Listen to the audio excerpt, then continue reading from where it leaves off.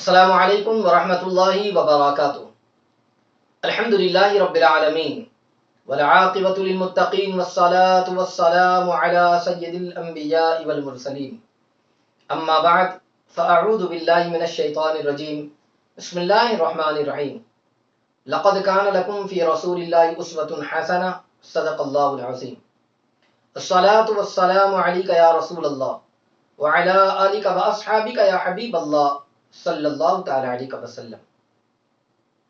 میرے پیارے آقا صلی اللہ تعالی علیہ وسلم کے پیارے دیوانوں، اس سے پہلے کے درس میں آپ تمامی حضرات نے آقا دو جہاں صلی اللہ تعالی علیہ وسلم کے حسن کے حوالے سے، آپ کے رخ زیبا کے حوالے سے بہت ساری باتیں سماعت کی۔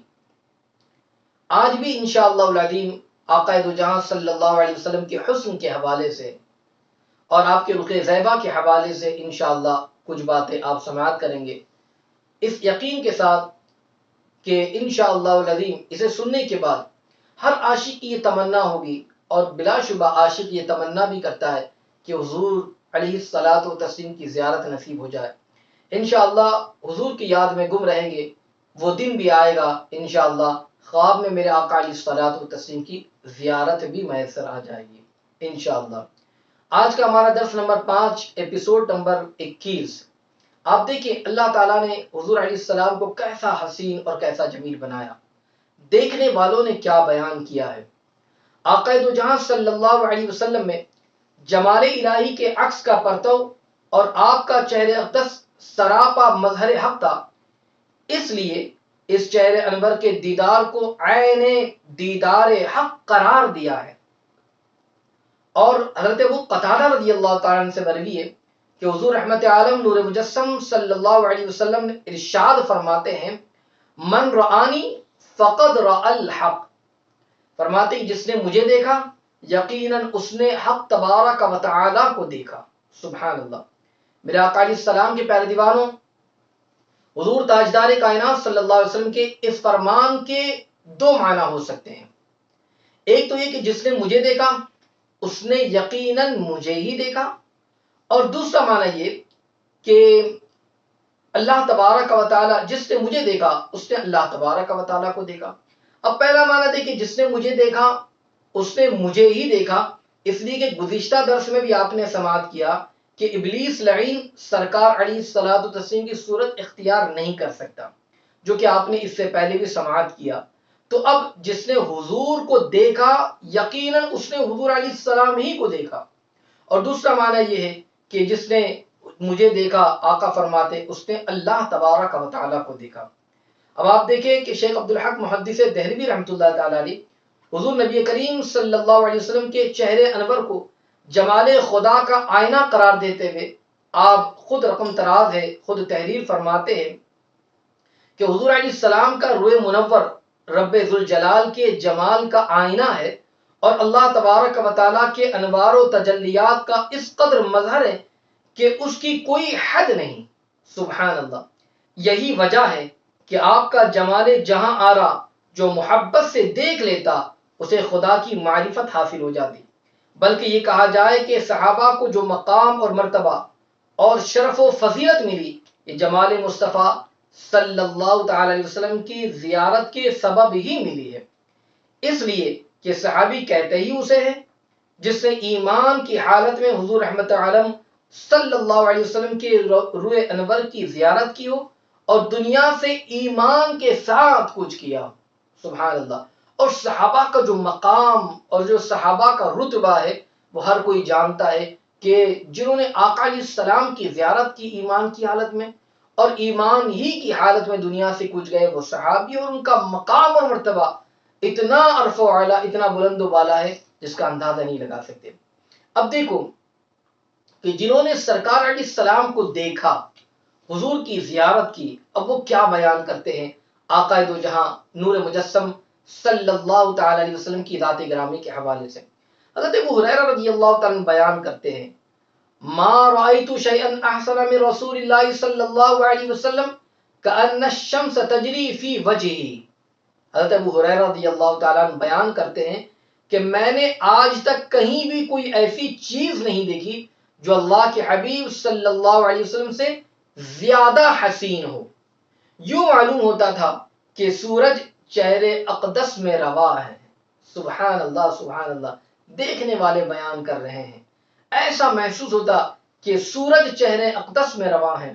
اسی طرح حضرت ابو ہریرہ رضی اللہ تعالیٰ عنہ سے روایت ہے، وہ بیان فرماتے ہیں ما رأيت شيئا احسن من رسول الله صلی اللہ علیہ وسلم كأن الشمس تجری فی وجهه اذا ضحك يتلألأ فی الجدر۔ بیان کرتے ہیں کہ میں نے آج تک کہیں بھی کوئی ایسی چیز نہیں دیکھی جو اللہ کے حبیب صلی اللہ تعالی علیہ وسلم سے زیادہ حسین ہو۔ یوں معلوم ہوتا تھا کہ سورج چہرے اقدس میں رواں ہیں، جب آپ ہنستے تو دیواریں بھی چمکنے لگتی۔ سبحان اللہ سبحان اللہ، دیکھنے والے بیان کر رہے ہیں، آقا علیہ الصلوۃ والتسلیم کے حسن کو بیان کرتے نظر آ رہے۔ حضرت براء بن عازب رضی اللہ تعالیٰ نے نبی مکرم صلی اللہ علیہ وسلم کے حسن و جمال کے متعلق بیان فرمایا، کہتے ہیں کانا رسول اللہ صلی اللہ تعالی علیہ وسلم احسن الناس وجہا واحسنہم خلقا۔ سبحان اللہ، حضرت براء بن عازب کہتے ہیں کہ اللہ تعالیٰ کے پیارے رسول صلی اللہ علیہ وسلم کا چہرے انور تمام لوگوں سے زیادہ خوبصورت تھا اور آپ کے اخلاق بھی سب سے زیادہ اچھے تھے۔ سبحان اللہ، کتنی پیاری بات آپ نے بیان فرمائی ہے میرے آقا علیہ السلام کے پیارے دیوانوں۔ احادیث مبارکہ میں جہاں حضور علیہ الصلوۃ والتسلیم کی صفت بیان کی گئی، احسن وجہن جو کہا گیا، سب سے خوبصورت جو بیان کیا گیا ہے، اسی کے ساتھ ساتھ احسن خلقن بھی بیان کیا گیا، یعنی سب سے اچھے اخلاق والے۔ حضور علیہ السلام سب سے بہتر صورت والے بھی تھے اور سب سے بہتر اخلاق والے بھی تھے، اور یہ بیان بھی کیا گیا ہے۔ اس سے ہمیں پیغام ملتا ہے کہ سرکار ابد قرار صلی اللہ علیہ وسلم جس طرح حسن و جمال کے اعتبار سے ساری کائنات میں مشہور تھے، اسی طرح حسن اخلاق اور حسن معاشرت کے معاملے میں بھی دنیا آپ کو سراہتی تھی۔ اس لیے ہمارے لیے ضروری ہے کہ جہاں ہم ظاہر کی صفائی ستھرائی اور اچھے کپڑوں کا اہتمام کرتے ہیں، وہیں پر اپنے اخلاق کو بھی سدھارے، اپنے کردار کو سدھارے، اپنی عادتوں کو درست کرنے کی بھی فکر کریں۔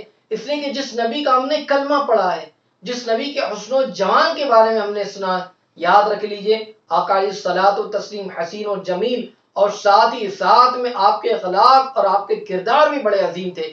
اس لیے ہم انہی کی پیروی کرتے ہوئے، انہی کے ادا کو اپناتے ہوئے اپنے اخلاق اور اپنے کردار کو بھی سنوارنے اور سدھارنے کی کوشش کرتے رہیں۔ آپ دیکھیں کہ آقا دو جہاں صلی اللہ تعالی علیہ وسلم کے حوالے سے حضرت ابو عبیدہ بن محمد بن عمار بن یاسر رضی اللہ تعالیٰ عنہ سے روایت ہے، انہوں نے ربیعہ بنت معوذ رضی اللہ تعالیٰ عنہ سے عرض کی صف لنا رسول اللہ صلی اللہ تعالی علیہ وسلم، حضور علیہ السلام کا حلیہ مبارک بیان کیجئے۔ تو انہوں نے فرمایا، دیکھیں سبحان اللہ کیا پیاری بات بیان فرمائی، کہتے ہیں لو رأیتہ رأیت الشمس طالعۃ، کہتے کہ اگر تم حضور علیہ السلام کو دیکھتے تو یوں کہنے پر مجبور ہو جاتے کہ سورج طلوع ہے۔ سبحان اللہ سبحان اللہ۔ حضرت ابو طفیل عامر بن واصلہ رضی اللہ تعالیٰ عنہ نبی کریم صلی اللہ علیہ وسلم کے سب سے آخری صحابی تھے، آپ کی عمر مبارک 100 سال تھی۔ زندگی کے آخری دنوں میں آپ نے فرمایا میں نے اللہ کے رسول صلی اللہ علیہ وسلم کی زیارت کی، اور آج میرے ساتھ روئے زمین پر کوئی ایسا شخص موجود نہیں جس نے رخ انور کی زیارت کی ہو۔ آپ سے لوگوں نے کہا کہ رحمت عالم صلی اللہ علیہ وسلم کا حلیہ شریف بیان فرمائیے، تو آپ نے ان دو لفظوں میں آقا علیہ الصلوۃ والتسلیم کا حلیہ مبارک بیان فرمایا، فرماتے کان ابیض ملیح الوجہ، فرماتے کہ آقا علیہ السلام کا چہرے مبارک روشن اور ملیح تھا۔ سبحان اللہ، میرے آقا علیہ السلام کے پیارے دیوانوں، ملیح کا مطلب جاذب نظر ہوتا ہے۔ آقا علیہ السلام کا چہرہ حسین اور جمیل اور روشن ہونے کے ساتھ ساتھ جاذب نظر بھی تھا، اور جو ایک مرتبہ آقا علیہ السلام کو دیکھتا بس وہ حضور علیہ السلام ہی کا ہو کر رہ جاتا، اور روشن اتنا کہ ایسا لگے جیسے سورج نکل پڑا ہے۔ یہی تو وہ چہرہ ہے جس کے دنیا میں آتے ہی کفر کی تاریکیاں دور ہو گئی، ہدایت کے راستے روشن ہو گئے، اسے دیکھ کر لوگ معرفت الہی حاصل کرنے لگے اور برسوں کے سوئے ہوئے بیدار ہو گئے۔ کاش ہمیں بھی خواب میں آقا علیہ السلام کی رخ انور کی زیارت ہو جائے، آقا علیہ السلام کا دیدار ہو جائے، تو اگر واقعی حضور علیہ السلام کی زیارت ہو گئی، یاد رکھ لیجئے یہ ہماری قسمت کی معراج ہوں گی۔ تو آقا علیہ السلام ایسے حسین اور جمیل صحابہ بیان فرما رہے ہیں۔ اب آپ انشاءاللہ آئندہ بھی سماعت کریں گے حضور علیہ الصلوۃ والتسلیم کے حسن و جمال کے حوالے سے صحابہ نے جو نقشہ کھینچا ہے، انشاءاللہ العظیم آئندہ بھی آپ سماعت کریں، ایمان تازہ ہو جائے گا۔ اللہ تعالیٰ ہم تمام کو سرکار علیہ السلام کے حسن کا صدقہ عطا فرمائے، اور آپ کے حسن و جمال کا صدقہ ہم کو ہماری آنے والی نسلوں کو عطا فرمائے، اور آپ کے سیرت طیبہ پر عمل کرنے کی توفیق عطا فرمائے۔ آمین۔ السلام علیکم ورحمۃ اللہ وبرکاتہ۔